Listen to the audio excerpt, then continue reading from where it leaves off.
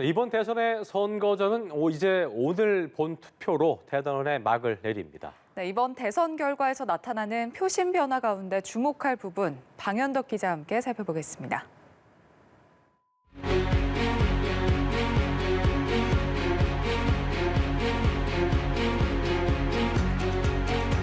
한 표라도 더 얻기 위해 사력을 다한 후보들, 이제 오늘 밤이면 성적표를 받게 됩니다.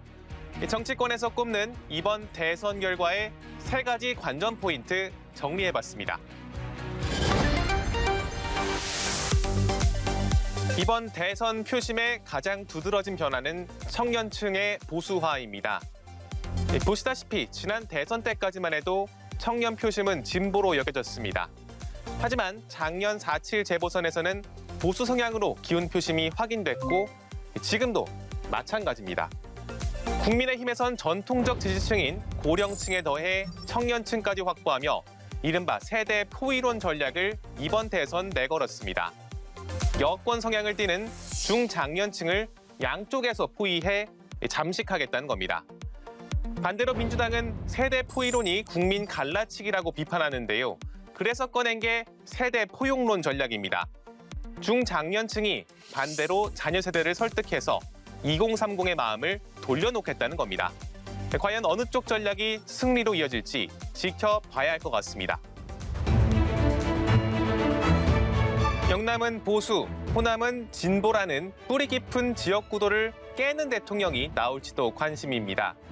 이재명, 윤석열 후보 각각 영남, 호남 공략에 전력을 다하고 있습니다. 일단 이재명 후보, 고향이 경북 안동입니다. 지역 연고를 바탕으로 선전을 기대해 볼 수 있습니다. 최신 조사의 대구 경북 지지율 19%로 나쁘지 않습니다. 목표는 30%인데 거의 육박한 조사도 앞서 나온 바 있습니다.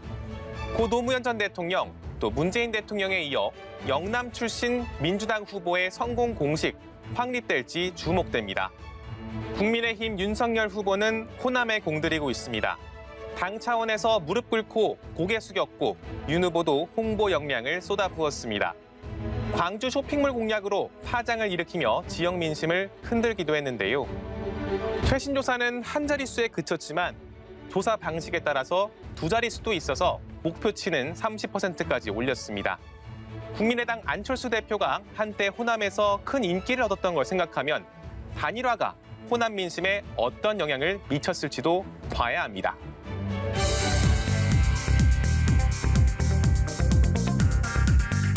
이번 대선 유권자 수 4,417만 명입니다. 사전투표율 사상 최고인 36.93% 기록했죠.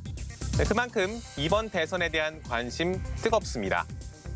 본 투표율까지 합해서 1997년 15대 대선의 80.7% 넘어설지 관심입니다. 투표율이 높아지면 민주진영 후보가 유리하다는 게 통상적 해석인데요.